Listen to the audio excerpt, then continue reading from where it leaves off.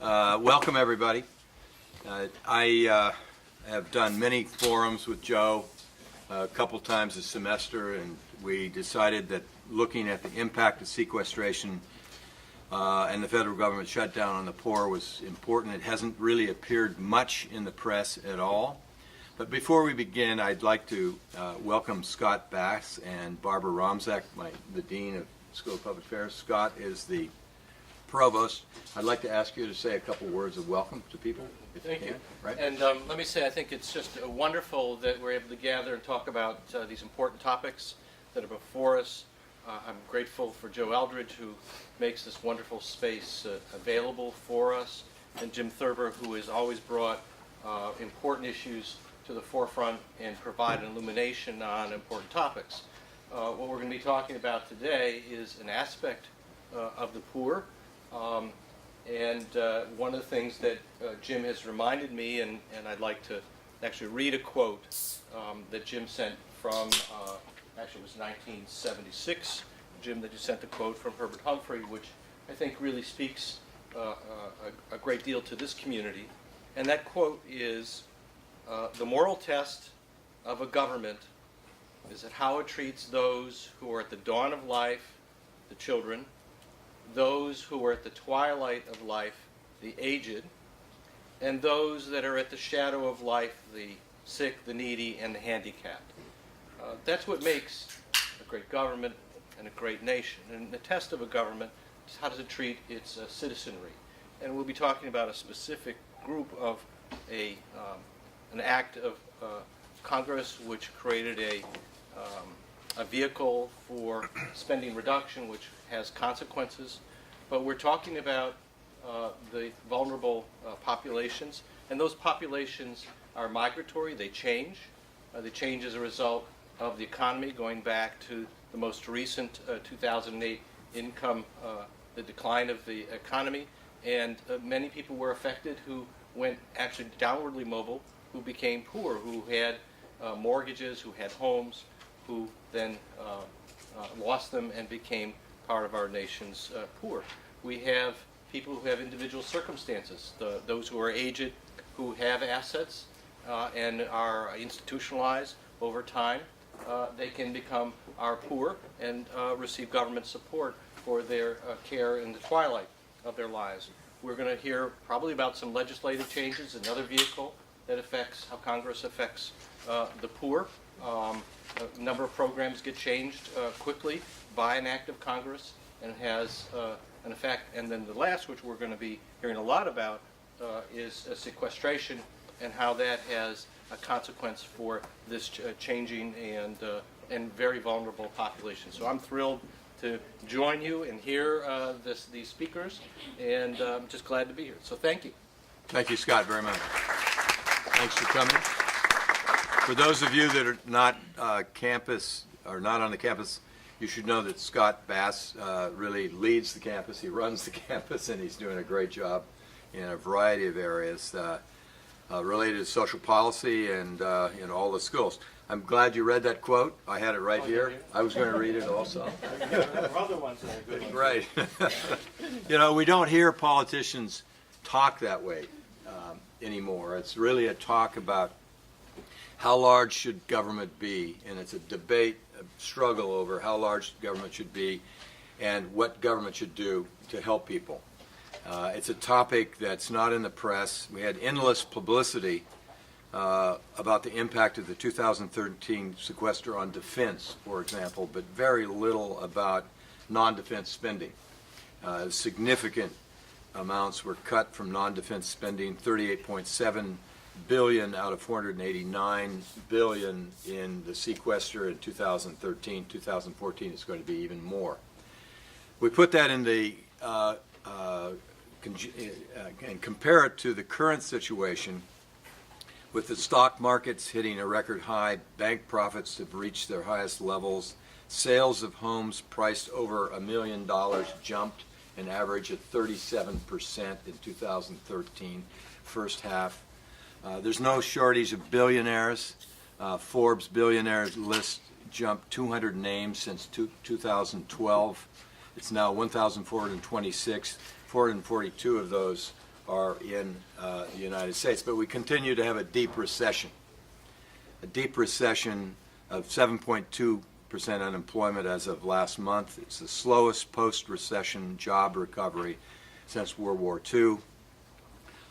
It's dropping a little bit in terms of unemployment, but for the wrong reason. People have stopped looking, and that helps that percentage.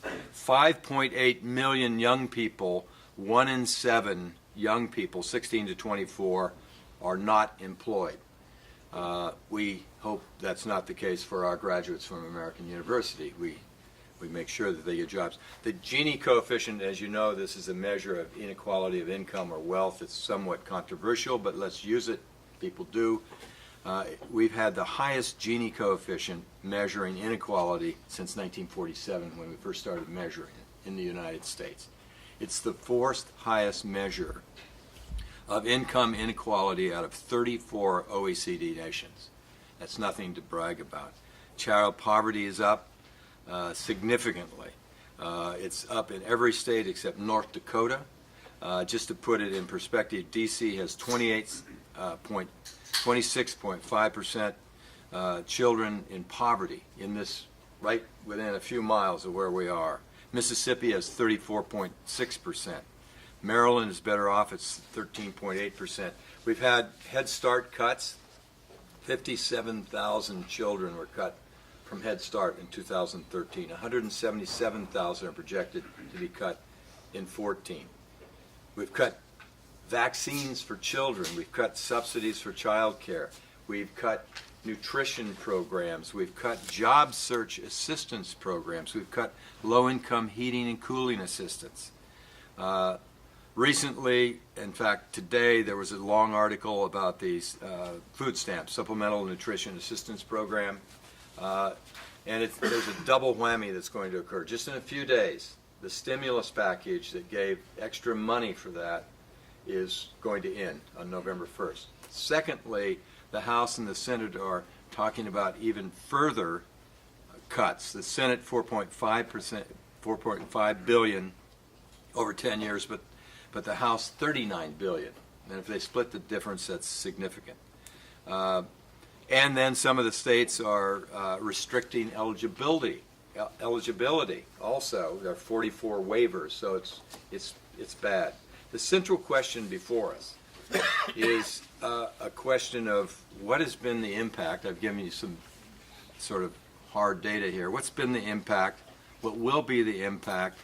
What does the future look like, and what should be done in these federal programs as we go into these negotiations between the House and the Senate and in a discussion about what we should do about the upcoming sequesters. And we have 3 people here that have been involved in this for a long time. We're going to start with Amelia Kegan, who's the Senior Policy Analyst for Bread for the World. How many of you have heard of Bread for the World? Okay. There's Bread for the City, Bread for the World. We have many of our students that volunteer. About 75% of our students volunteer before they graduate here. We're very proud of that. At various places in town, and they volunteer at Bread, and they have been doing it for many, many years, and we're proud of that. She's a lawyer, but she's still okay. From the University of Washington, by the way. She focuses on domestic poverty, economics, the federal budget. And then Sister Marge Clark, she'd prefer to be called Marge, I believe, is the chief lobbyist, and she's proud to say she's a lobbyist, and I think that's a good term, by the way, lobbying a lobbyist, for Network, which is a Catholic, National Catholic Social Justice lobbying. You've heard of, how many of you have heard of Nuns on the Bus? Okay, so she's famous because she's heading this up. She is focused on poverty. She's worked 30 years in higher education, teaching teachers, but also now as a lobbyist in these domestic human needs that Network focuses on. And then Scott Lilly, close friend. We've done 6 programs together with the Center for American Progress, and Scott is the senior fellow there at CAP, and he writes and publishes. You should get on his list. His distribution list about federal budgeting, governance, about national security, but also the economy and social programs. His background is described in the handout before you, but he served as clerk, staff director of the Appropriations Committee. He actually survived working for Dave Obey for many years. If you know Dave Obey, you know that's a challenge. And I worked for him also, but I didn't last that long. So we have three really fine people here to talk about what's going on, what's likely to go on in the future, and what should go on. So let's start with Amelia, please. And then we'll have short little statements and then Q&A and open it up. Okay? Let's move this down. Thank you. Good afternoon. I know most of you are familiar with Bread for the World, but those of you who are not, Bread for the World we're a Christian anti-hunger advocacy organization. So we advocate, we lobby members of Congress to end hunger. So when you think of fiscal policy, when you think of the congressional debates over taxes and spending, what image comes to mind? For most people, it's not pastors and nuns, rabbis and churchgoers, but I believe it is the faith community. It is that faith perspective that is one of the most powerful when it comes to budget and tax policy. Now, certainly there are mathematical trade-offs, right? And an economics degree may help you with some of that analysis, but there's another type of analysis, right? A different kind of education. These are moral decisions. We talk about the federal budget as being a moral document. And the resources dedicated to ending hunger and poverty tell us very clearly where they stand as a priority for our country. And when religious leaders speak up, when people raise their voices on these issues moved by their faith and God, that is a very powerful message. It carries a credibility that the media doesn't have, that politicians can't have, and that the special interests will never have. If our federal budget outlines this country's priorities, what does sequestration say about our country's commitment to ending hunger and poverty? Now, I think before we get into a lot of the really depressing statistics, it's important to remember that there was a significant victory in 2011. When Congress passed the Budget Control Act that created sequestration, it exempted all low-income entitlement programs from these automatic cuts. So that means food stamps is exempt, Medicaid, the Earned Income Tax Credit, the Child Tax Credit, the school lunch and school breakfast programs. They're all protected from sequestration, and that was a huge victory, and we have to be very, very careful to protect that going forward, especially with these farm bill negotiations and threats to the food stamp program. But that still doesn't lessen the harmful cuts occurring now, and even more harmful cuts that will come to all the anti-poverty programs that are what we call in the discretionary or annually appropriated programs. Nutrition assistance for new moms and infants, low-income housing assistance, job training programs, and international foreign assistance. Now, it's not like these programs were overflowing with funding to begin with, right? Since 2010, non-defense appropriated programs, pretty much all non-defense programs aside from Medicare, Medicaid, Social Security, food stamps, have been hit again and again. First in 2010, then in 2011 through the debt ceiling deal, and now through sequestration. With the sequestration in place, for 2014, non-defense appropriated funding will have been cut by 18% since 2010. Now, you can say that maybe the government needs to do more with less, and maybe it needs to prioritize more, and it shouldn't be doing everything it currently does, but that's already happening under the spending caps established in the 2011 debt ceiling deal, or the Budget Control Act. We have to remember that sequestration is not there to force efficiency. It is there to force a deal. As was mentioned, 57,000 kids have already been kicked off of Head Start. an estimated 4 million meals will have gone unserved to struggling seniors because of cuts to the Meals on Wheels program from sequestration. But as bad as those numbers are, and as heartbreaking as every single story that is attached to those numbers is, those numbers are only for 1 year. And in 2013, we have to remember that a lot of programs had emergency funds to draw down from, or they could shift some money around, so they didn't have to cut vital services. That's what we saw with the WIC program. They had some contingency funding that they were drawing down from, and they cut some hours of WIC clinics. Next year, programs won't have those emergency funds. Finding quarters in the seat cushions is not a multi-year funding strategy. You might have heard about some people talking about flexibility. This is something that we're hearing a lot in Congress, as if flexibility can solve this problem. Maybe if agencies just shift the cuts around, or if the administration can redistribute some of the money within the agencies. But the fundamental problem remains that sequestration cuts just too deep. This is a concept we learned as kids playing musical chairs, right? You can rearrange people as much as you want, but as long as there are 8 people and 7 chairs, someone's not sitting down.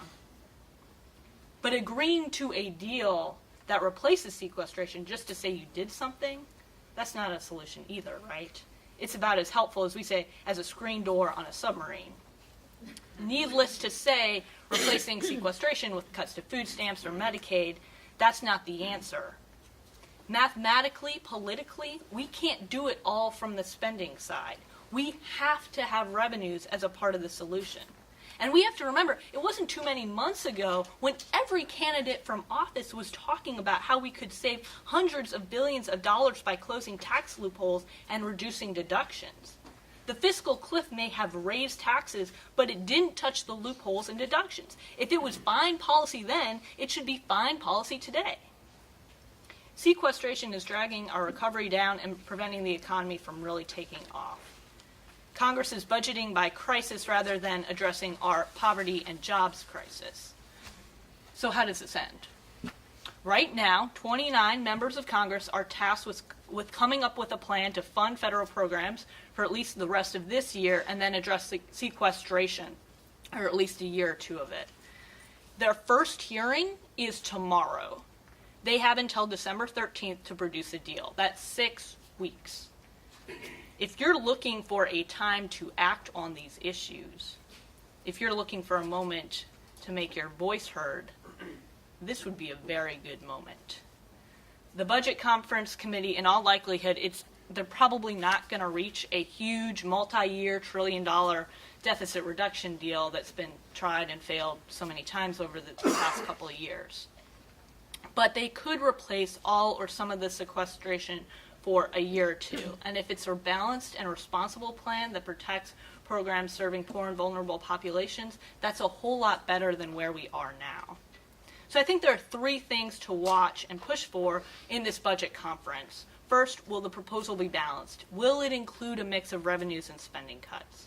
Second, will the proposal protect non-defense programs as much as it protects defense programs from sequestration? The law says that we have to cut defense equally by the same amount as non-defense. And so Congress should not protect defense from sequestration cuts at the expense of the non-defense programs. And then third, will the proposal include what we call at Bread for the World, a circle of protection? Will it protect anti-poverty and anti-hunger programs from cuts?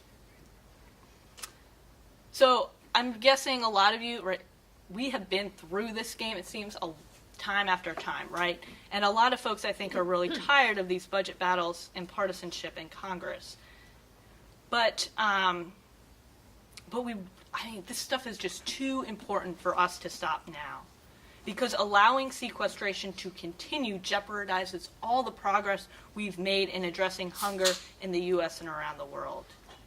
And unless members of Congress see that there are consequences to their vote, and unless they feel pressure back home for demagoguing and stigmatizing parents using federal assistance to feed and clothe their kids, and unless they learn that they can't use fraud in the food stamp program as an excuse to cut it when that program has less than a 4% error rate, and the Defense Department can't even produce an audit of its own books, We know that if we can't do all that, then getting our political leaders to make ending hunger a priority is going to be a long and difficult road.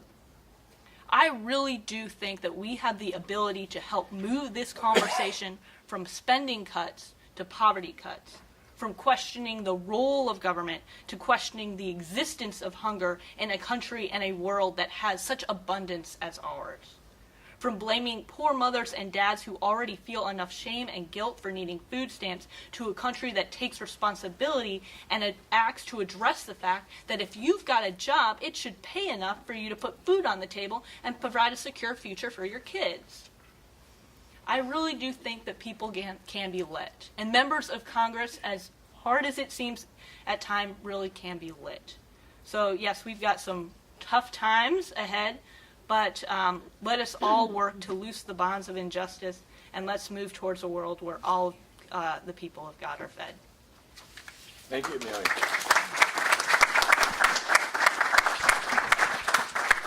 Go to Marge. And by the way, these, as we said before, this is up on our websites immediately after this, so people can go back to these statements. Okay. Marge, thank you. Thank you. Well, I work for Network, which is a national Catholic social justice lobby, and we work from Catholic social teaching.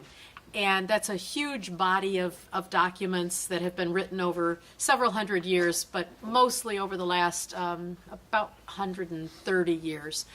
And the goal of what Network is about is to advocate, organize, and educate for economic and social transformation. We want to change things economically and socially.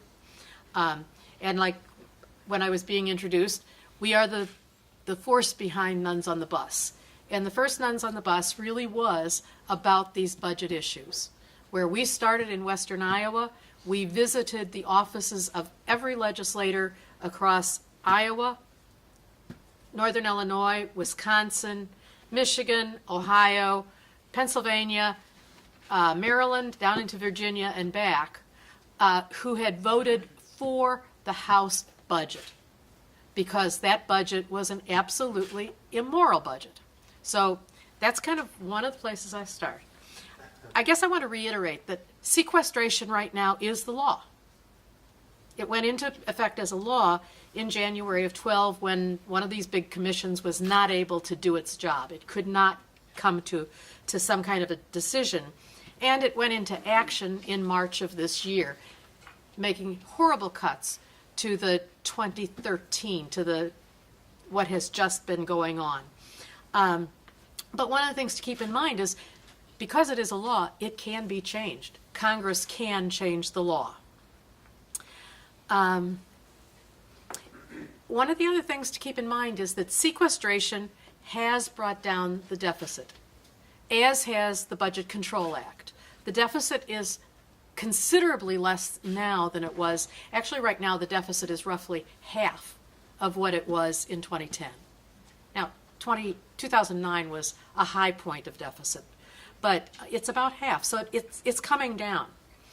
And as Amelia said, the way we spend our money, our budget, is the clearest statement of what we really value. Think about your own household budget. You put money in what's most important to you. And if you have money, there are differences among people who have money and what they value and what they choose to put their money into. Some people put more of it into travel, some put it more into education, some put it more into a big house or a boat or whatever. Some put it into charity. So it is a measurement of what we believe and what we hold dear. For over 40 years, Network has been proclaiming the budget is a moral document. And over the last 10 years, we've heard lots of other groups saying the budget is a moral document, and it really is. Each of the last 2 years, Amelia and myself and a number of our friends in the interfaith community have been working on a document. It first came out, the first edition came out about a year and a half ago, and it is called Priorities for a Faithful Budget, Acting with Mercy and Justice as One Nation Under God. And what we've done the last 2 years in these two versions is that we've looked at what is the status of people in poverty in this nation? what's the status of our environment? What's going on in this nation, and what do we value? What should we support if we value people, if we value the future, if we value the environment? And so that's what this is about. And so a lot of what I'm going to say is based on the theology and the philosophy and the data that is present in this document. You can get this document on the web. It's free. Just plug in faithfulbudget.org. So a lot of what we do, we write letters together, we make statements together as an interfaith group on domestic human needs. Okay, and as I said, the deficit has dropped, and actually the deficit, the last time it's had a drop larger than what it's experienced in the last 4 years was back between 1946 and 1949. So it's been a very significant drop. Right now, projections earlier were that the deficit for 2013 would be $973 billion. And right now it's looking like, as they're really looking at what has happened and what is, it's more like $642 billion. So it's considerably less than they expected it to be. So we're moving in the right direction, but we're not moving fast enough, and there's still terrible inequities. Sequestration was the wrong approach. You know, it was across-the-board cuts, other than the things that, as Amelia said, were protected. But within that, every program within every area was cut the same percentage. And that's the wrong approach. It doesn't line up with what our choices should be if we're making choices based on our values.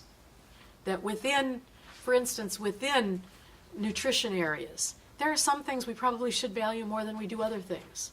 We should probably, within housing, I think a lot about some of the housing, that there are things where the federal government is putting money toward housing where the federal government might not really need to do that because the people that are getting the benefits could pay for it themselves.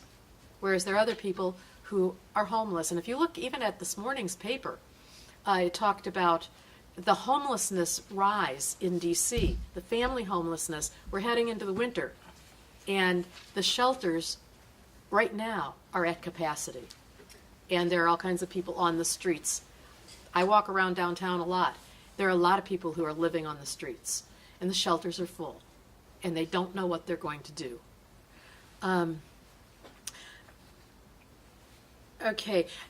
Another thing to think about is that as people have lost income or lost jobs because of sequestration, and lots of people have lost jobs, a lot of those jobs are in the public sector. That means it's people who register people for food stamps, it's people who help people get Medicaid and Medicare, it's people who help people get housing, all of those kinds of things. Those are all being cut because even though food stamps are protected, the administrative areas that support that are not protected. They are in another category of the budget. So those people who are losing jobs, are losing wages, they're also not able to feed into the revenue stream at either a federal or a state level. So on the one hand, the government is saving money by cutting back on programs, by cutting back on staff, on federal staff at a lot of levels. However, as they do that, they're losing money because they're not having the revenue coming in. Okay, so it's a two-edged sort of thing. So there've been damage done to a lot of areas, and some of the things that both of us were going to say have been picked up in the introduction. Thank you. But a couple others that I want to mention. One that came out, I'm sure you're all aware of the terrible forest fires that we've had in this country this summer and this leading into the fall. The Forest Service has 500 fewer hot shots to battle summer fires, wildfires, because they've had to lay people off. They can't hire. They just don't have the people to do the work. Government watchdogs say that the sequester has hurt their ability to monitor fraud and abuse, according to the survey by the Association of Government Accountants. They can't figure out where the fraud is because they don't have the people to do the work right now.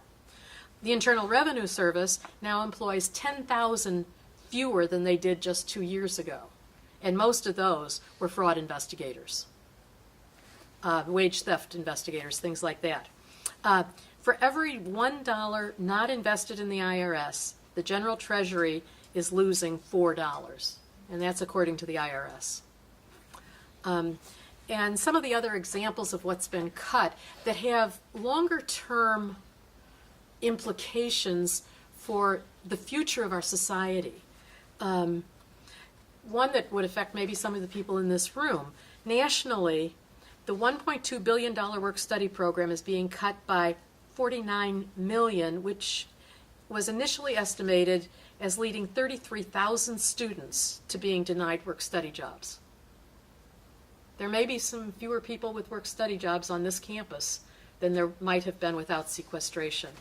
And that doesn't just hit ultra-poor families. There's a woman who writes for the Washington Post who said this spring that her daughter was denied the $150 to $200 a week work-study job that she was counting on to manage the costs at Missouri University.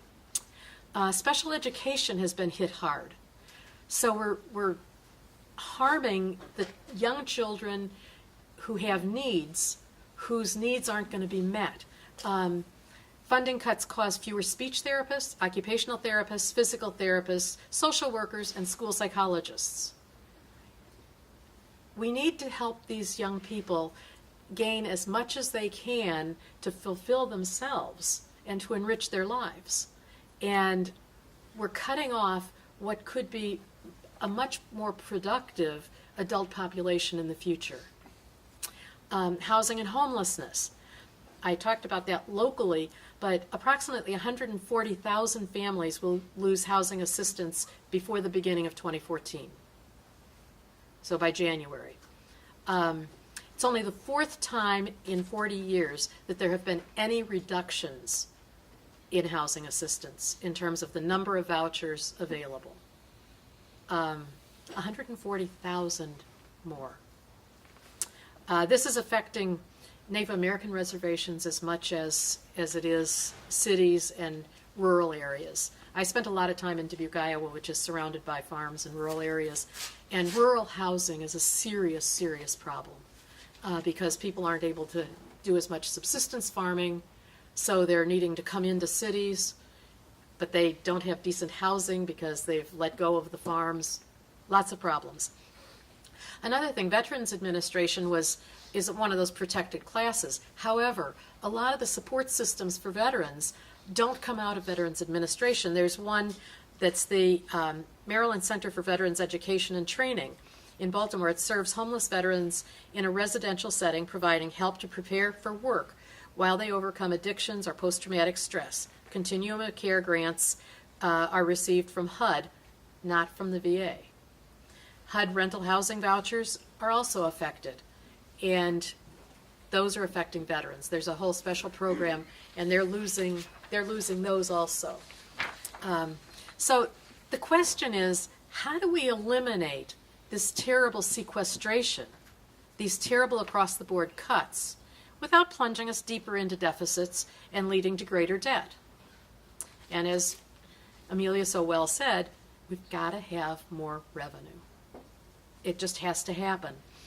And we have to have well thought out, well chiseled spending limitations. There are places where spending can be cut. There are places within Medicare that spending can be cut. There are places within almost any program, but it shouldn't be across the board where there aren't well chiseled programs. And it cannot be as deep as is demanded by sequestration. If sequestration stays in for next year, there will be additional cuts of many percent over and above the cuts that have already happened. Amelia said 18% in the non-defense programs in the last couple of years. Well, there would be another, is it another 5%? I think it's 18% includes the. Yeah, oh, it includes the next 5. Oh, okay. So we need to regain revenue that's being hidden revenue hides. You've probably all read about some of the huge corporations that pay no taxes. In fact, they get tax refunds when they haven't paid any taxes. And they have millions and millions and millions of dollars of profit, and in fact, they pay their CEOs millions of dollars. So hidden or sneaking through loopholes. And they do it legally. So again, laws need to be changed. Tax laws really do need to be changed. What Network is proclaiming and is calling for is reasonable revenue for responsible programs. And as Amelia says, the Pentagon can't even do an audit. So we have some doubt whether all of the Pentagon programs are responsible. So that's where we're coming from.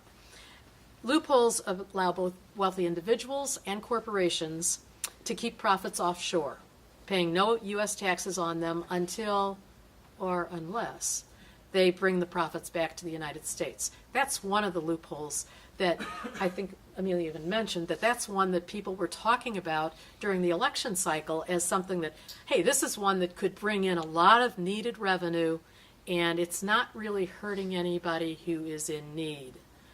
And so that's one to really seriously look at.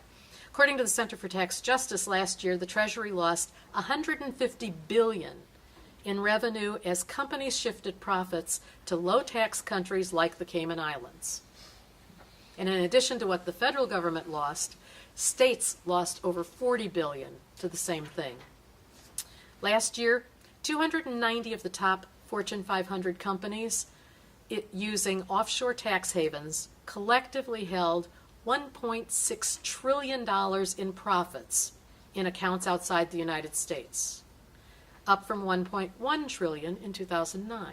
So they're putting more and more in those accounts to keep them protected. Both individual and corporate effective tax rates are lower now than they have been since before the Second World War.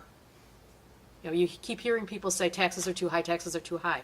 Well, if you really look at the effective tax rates, that means what people actually pay. They're lower now than they were since before the Second World War.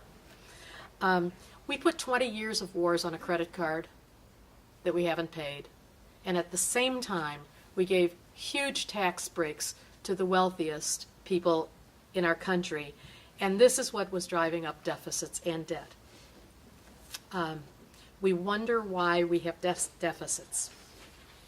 So we feel that people who are the most able and have the most wealth need to do their fair share, need to do more. A lot of people don't want to pay for the benefits that we all share very freely. The roads, the educational systems, the internet, all of the things that have been developed under federal money. And our taxes are what help pay for that. And a lot of people don't want to make that connection. I think they can make that connection. I don't think they want to.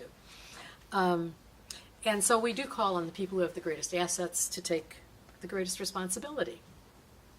I think the word inequality was mentioned a little while ago, and I'd like to put in a plug for a film that's out there that maybe some of you have seen. It's called Inequality for All. How many of you have seen that? Nobody? Go see it. It will shake you to your roots. It's called Inequality for All. I think it was down at the E Street Theater. I'm going to guess it still is. And it was 2 or 3 other places in town. But it's a very, very good film that traces where some of these things have gone wrong over the last 40 years. So. Thank you, Marge, very much. Let's end with Scott, and then we'll open it up to Q&A. Thank you. I certainly want to agree with both of the previous speakers about the absolute insanity of sequestration. I pick up on an example that Marge raised and just amplify it. The Department of Agriculture Forestry Service has a force of about 10,500 people to fight forest fires, the hotspot people. And this spring, because of sequestration, they had to lay off 500 people or not hire 500 people on a seasonal basis. These guys make about $10.50 an hour. They work 2,000 hours a year during the off-season. But of course, we can't not fight fires when we have fires. And so what happens is that the 500 people that we didn't hire didn't put in their 2,000 hours at regular time. So the 10,000 we did hire all had to work more overtime to make up for that, and they get double the pay. That meant that at the end of, by August of this year, the Forest Service had to apportion funds, and they had to take funds out of the dead and fallen trees that they clean up in order to pay for people at double overtime in order to fight the fires that were caused because we had too many dead and fallen trees that we were robbing from. Now, this goes on over and over and over again all across the government. We have laid off the people in the Centers for Medicare and Medicaid that are looking for fraud and abuse. We have not, as Marge indicated, hired or been able to replace people that left the IRS, so that we have fewer cases open right now exploring suspicious tax returns than we have had in years. That means we're going to collect a lot less money. The Defense Audit Agency has lost almost 10% of its workforce, and they get about $7 back for every dollar they spend on audits of contractors that have overbilled or not provided the quality of product that they were supposed to.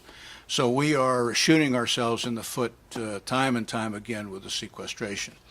I'd like to get kind of out of the specifics of sequestration, though, and talk a little bit about the context in which sequestration comes, because I think it's very hard to kind of sort this out if you just have a microscope and you're looking at the Head Start program or the WIC program. About 85% of low-income means-tested programs are entitlements. They're not subject to sequestration. So sequestration hits people in the Title I program, in the Head Start program, in the housing vouchers, in that set of programs that are discretionary annual appropriations that go out and help poor people.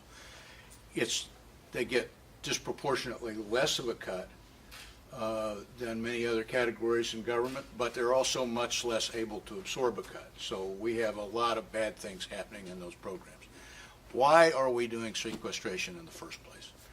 Well, I think, and I agree with Marge, the deficits are coming down. In fact, they have been coming down too rapidly for the last couple of years, and they will continue to decline too rapidly for another year. We are losing about 2 to 3% of GDP right now in sequestration. Every time the deficit falls by a percentage of GDP, that's 1% that has to be made up in the private sector, or the economy falls by that. We are in too weak an economy to have our deficit come down at the pace that it has been. So this is sort of from an economic standpoint, a crazy exercise right now, forcing deeper cuts and a faster decline in the deficit than we actually need. But long term, we do have a deficit problem.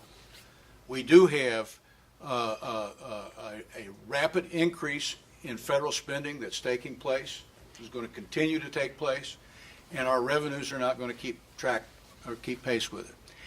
To give you some idea why that's happening, let's just go back 25 years and look at where our budget was then and where it is today. Last year of the Reagan administration, we were spending more money per capita in real dollar terms. In other words, you just take what we were spending and adjust it for inflation and the growth of the economy. We were spending more then than we are this year for discretionary programs. Defense Department, non-defense, all of the discretionary side of it. Same time, spending has gone up by about 30%. Why is that? It's very simple. 3 programs: Social Security, Medicare, Medicaid. We added 500,000 people every year for 25 years to the number of Americans over the age of 65, and that has driven almost the entire thing, plus the more rapid pace of inflation in health care. That was the problem going backwards. That problem's changed. Instead of adding 500,000 people a year to the number of Americans over 65, we're adding 1.5 million starting 2 years ago. So our elderly population is growing about 3 times as fast as it was. And no matter what you do in terms of controlling health care costs under Medicare, you're going to have a big problem in the out years. By 2023, the 10th year in our budget cycles, we're now looking at budgets in 10-year terms. CBO estimates that our expenditures are going to be 23% of GDP. Our revenues are going to go up some, even under the current code, but they're only going to be 19%. 4% of GDP gap there. How do you close that 4% gap? That is, we'll have a $25 trillion economy by 2023. That's $1 trillion that we've got to make up. Well, you can do it one of two ways. You can raise revenues to pay for those retirement benefits, or you can cut the benefits. Now, a lot of people think they can cut it. In fact, if you go across the country, if you look at the places in America that voted for candidates promising entitlement reform, you'll find that poor, rural, white counties all across America were the center of support for candidates promising entitlement reform. I just looked at one of those counties recently, which I was telling Jim about, Scott County, Virginia. It's the most Republican county in the last 2 elections. This time, 75% of the vote went for Romney and Ryan. That county has 3,200 private sector jobs. It has 7,400 people on Social Security. 4,000 of the 10,000 households are dependent on Social Security. Social Security recipients in that county are more dependent on Social Security than they are nationally, but nationally about 25% of Social Security beneficiaries have no income other than Social Security. That's a $1,200 check a month. So that's basically what they're living in. Scott County, the average check's a little lower than that, but 65% have no retirement income other than Social Security. So they are totally dependent on that. They have about 3 times the state average dependence on food stamps, and yet they are voting overwhelmingly for the programs and for the approach that would take all of these cuts, $1 trillion in cuts, to get spending down to 19% of GDP. That would be devastating to that county. It would be devastating to most such counties. But I think as long as the poor, and in particular that group of poor people, insist on those kinds of cuts, they're likely to see them. My message to you is if you want to reverse this situation, we need to get out and talk to people about their own economic self-interest and explain to them that they are not part of the landed gentry. When Romney talks about makers and takers, Scott County is one of the biggest takers you're going to find, and yet they are voting entirely in behalf of the makers, thinking that they're going to send their Social Security check to the Cayman Islands and become prosperous. But I think if we have any hope of breaking the back of this very ugly evolving situation, we have to do a much better job communicating with our fellow citizens about their personal interests. Scott, thank you. Let me start with the first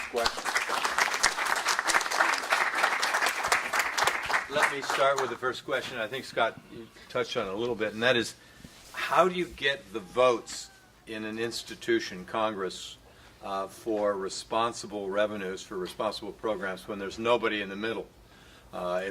We have this distribution of ideology that's the same as 1860, just before the Civil War. We've gone from a third moderates in the 70s and 80s to 2% right now. So what do you say to these people on the far right of the Republican Party, let's get it out there, that are really shutting down the government? I don't think it's Obama, personally. And what do you say to them when you go in and say the budget is a moral document and we need to have reasonable revenues for responsible programs? What do they say? Or do you just don't talk to them? Or what happens?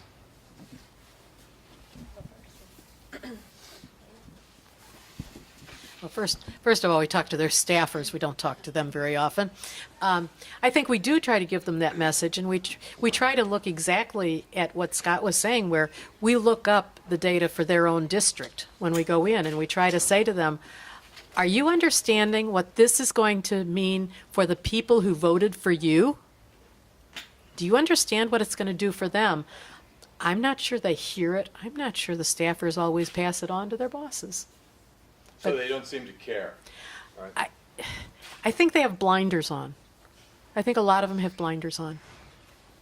I can kind of two initial thoughts. One is, I mean, Bread being a grassroots organization, one of the things we really try and do is get our members who are in that district to contact their members of Congress and be on the phone and say, listen, I know this vote is coming up, or I know that you voted this way, and I have very strong opinions about this, and I vote on this issue. And then they need to vote on that issue, and then after the vote, you need to hold your members of Congress accountable. So I think that's a really important thing. The other thing that I think is really interesting is that in the last, basically in all the major legislation that we've seen pass that has really been budgetary, like, for example, getting the government to open up again, you had to have moderates. The only way that these bills are passing is by violating the Hastert rule. So it's only 87 Republicans in the House of Representatives voted to open up the government. So it really, the way that these bills are getting through Congress is through a combination of Democrats and Republicans. And so recognizing that right now there's this huge kind of fraction within the Republican Party, especially in the House, and to be able to move anything, you really need a combination of moderate Republicans and some members of the Democratic Party as well. Scott, what are your views on this? I talk to advocacy groups quite often, and about a month ago I was talking to a group of health organizations, and I said, there's always a division between how much grassroots lobbying you do and how much advocacy you do here in Washington going into the office. I said, I have never in my life seen a period where visiting congressional offices was more meaningless. If you are not out there informing their voters what they're doing, then I think you have no impact. And to make that point, I won't mention the state or the member, but a senator from a state that is highly dependent upon an industry that has federal subsidies was recently visited by all of the senior people from his state and that industry, insisting on the fact that he had to support the legislation that would retain their subsidy. And he said, I know what you do. I know you're a big operation in my state. I know you think this is important to you, but I came here to kill things like this. So, I mean, if you're getting from the industries that they represent as pro-business members, if they're responding that way, these are not people you're going to win. The only way you're going to win is to split their more moderate colleagues away from them and convince the more moderate colleagues that they're going to be dead if they don't make a divide. And the way to do that is at the grassroots. It doesn't have anything to do with Washington. Thank you for saying that. We teach a course on grassroots organizing here in our Public Affairs and Advocacy Institute. Our students go out and do grassroots, grass tops. The last thing they do is get involved with advocacy directly with members. So there's lots of other stuff that goes on in these things. And hopefully they're involved in all these things. Joe, did you have a question or do you want to go to somebody else? Kind of a comment. I'm not going to disguise it as a question. Shall we move the mic around? Well,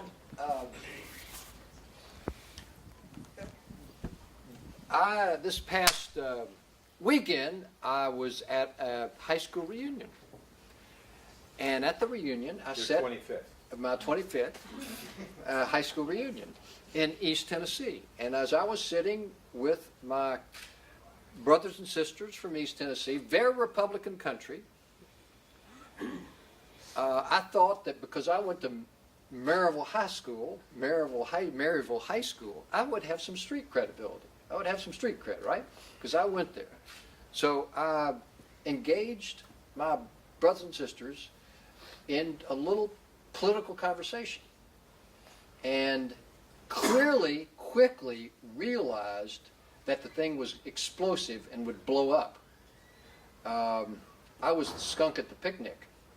And if I wanted to have any kind of camaraderie or with the people I was sitting with and not choke on our food, I best change the subject. So, and these are educated people, and this was a very congenial setting.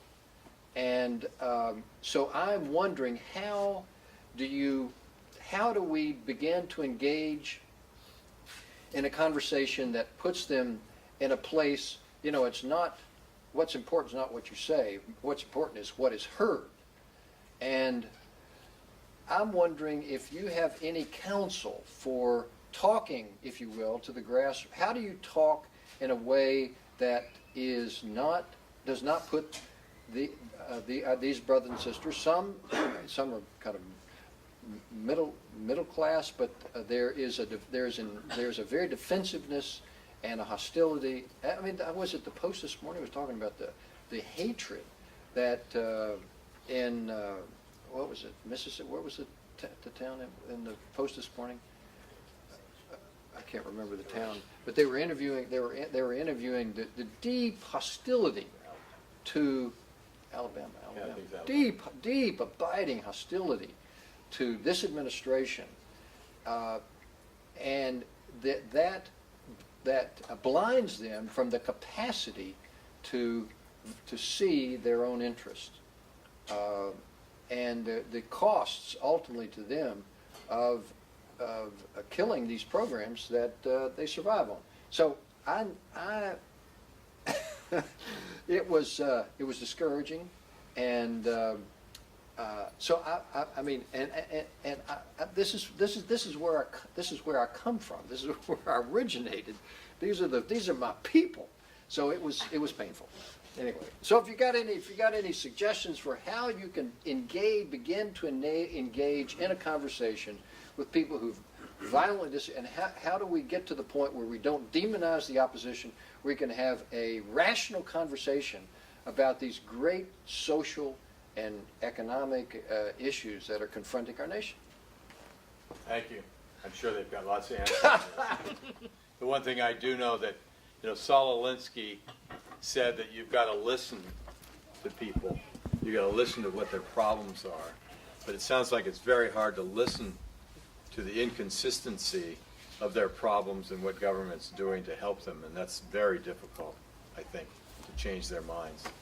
But I don't have an answer. Well, I've been, I guess, first of all, my 25th anniversary doesn't come up for a few years, so. But when it does, I'm going to go back to a county in rural Missouri that's probably very similar demographically and politically to the one that you're from. But I've been the Pew Center for Research has done more work on generational issues than anybody else, and I've talked to their people. I've talked to most of the pollsters in town that do commercial polling, and I've said, well, how do you explain people voting so directly in opposition to their self-interest?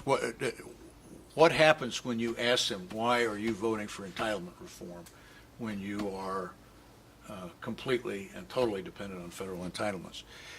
And the surprising answer is nobody knows. We haven't done that research at all. And I really think one of the big problems, one of the reasons that you have such a tremendous gap between self-interest and political behavior at this point in time is that the Democrats have abandoned the field. There are parts of the country that they just don't go anymore, and much of rural Tennessee is part of it. Southwest Virginia is part of it. A good part of Missouri is part of it. And if somebody is not raising those issues, and I think you have to be very careful in the way you raise them.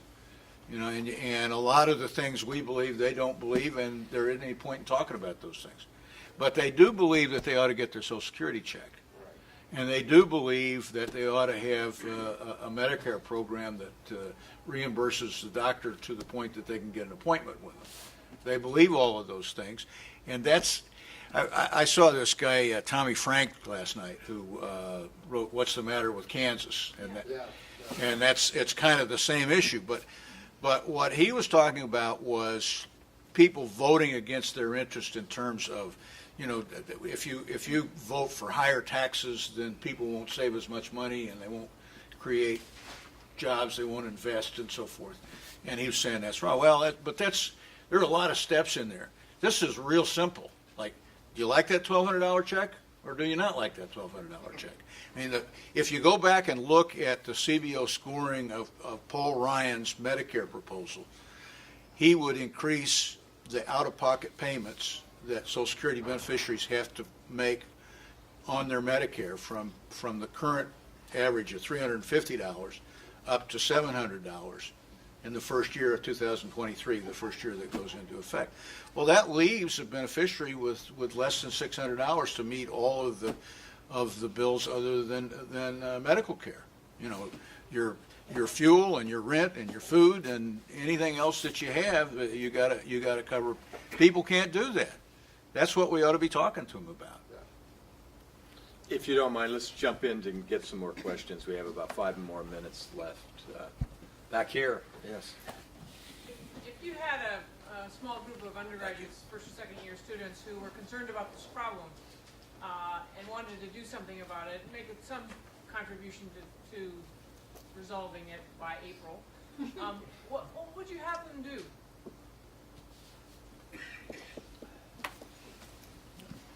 Take your class first. Take your class first. Well, I think one thing that can always be very helpful is local media attention is a good strategy, and it really, we've found that it doesn't take a whole lot. You can have, 4 people with signs by a bridge, and depending upon the town, call the local papers or whoever, and actually get some good media attention. So I think it's difficult in the DC media market, but certainly across the country, that's something that I think can be very effective and helpful and beneficial. But don't you think you need to have a clear strategy, theme, and message before you go after a tactic? Sure. Because sometimes Yes. tactics backfire. Yes, yeah. Let me tell you something we're doing at CAP, but we are just scratching the surface. And I think it's something that a class of undergraduates could do quite well. We have in this country something called Area Agencies on Aging. I'm sure both of the other panelists are very familiar with them. And for the most part, one of the problems we have in terms of explaining the importance of federal spending and federal programs is at the local level, it doesn't look like federal spending or federal programs at all. People see the Area Agency on Aging in their community as being, and the Area Agency on Aging gets money from local governments, they get private contributions, but mostly they have federal money, but it doesn't look like it. So the Area Agency on Aging is running a senior center. They rent space. They're running congregate meals in that center. They're doing Meals on Wheels, going out to get people. They run fuel assistance programs. They do home health contracts, all of which is branded with whatever their name of that organization is branded like that. But if you start going out and talking to these agencies and you say, okay, what are you doing in this community and what aren't you able to do because of sequestration? What has been cut back? Give us, this, that. So you translate from the federal program level down to what the person at the grassroots, and write that up so that local newspapers can get a handle on it, or so that you can talk to all the people that belong to the Area Agency on Aging. And get that across, then I think you've made a real contribution. Good. Another question. We have time for one more. Yes. I just had a question on usually politics. When religion comes up with politicians, it's usually conservative and has to do with social issues like abortion or gay marriage, but then if those kind of same politicians bring up things like poverty or poor, something that I would think is kind of like a central theme of Christianity, they're suddenly like they forgot their religious backgrounds. So like I was just kind of wondering, how do you think that occurred? Like how do we get to that point where politicians be very selective in when they want to kind of show their religious values?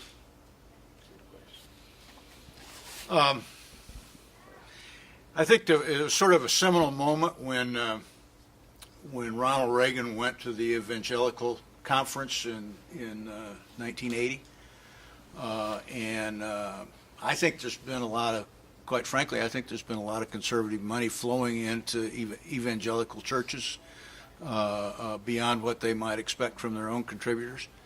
There are a lot of things going on there. Certainly, the Ralph Reed and the Christian Coalition sort of brought this to an art form.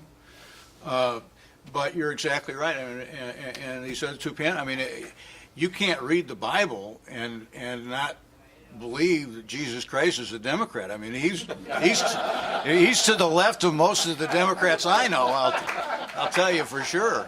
So the absurdity of these people selling this selfish philosophy based on Christianity is crazy. And I think we ought to get in the face of a lot of the preachers that are trying to pawn this stuff off. I'd love to see Marge go down and take some of them on, including some Catholic priests that are selling this stuff. So, Would you like to join in, Marge? Yeah. I think one of the other things that's happened is that maybe it's because of what's going on in some of the churches, maybe it's society in general, but I think people have made more and more of a split between there being religious people, faith people, on whatever day it is that they worship, and the rest of their lives. And so those two things don't intermingle. So I think one of the things we have to do is work with them to help them see the mingling. Can I add one thing? So this is something that I hear all the time on Capitol Hill, and I'm sure you guys hear it as well, but it's that, there being a real recognition about the need to help the poor, but seeing that as something that our churches do. That's something that our private charities do. That's not something that government can do or really should be doing. And I think one of the handouts that you have, you see, when you actually break it down, what our churches and private charities do is just a fraction of what the federal government does. And if you look at it, we actually did an analysis. So if you take the House passed budget this year and just the cuts to food stamps alone, and you spread that out among every single congregation of every single faith in this country, it would require them to raise an additional $40,000 each year for the next 10 years. We know that's just not possible for a lot of these churches, right? So I think it's kind of needing a recognition of just what our federal government does and what the breakdown between churches and private charities. Another thing related to that is, in their saying that same thing, I think many people who are in politics, people who are on the Hill, don't realize that a lot of the effective, efficient transmission of programs that are paid for by the federal government are really partnerships, public-private partnerships, and they're being done by the faith communities. What Catholic Charities does not all come from donations. A lot of it comes from the federal government. They're efficient ways of getting federal money out to the people who need it. Well, thank you very much, panelists, and thank you, everybody, for coming. If you have more questions of the panelists, please come on up, and thank you. There's lots of again. freebies on the table. Please take them. Thank I you. don't intend to take mine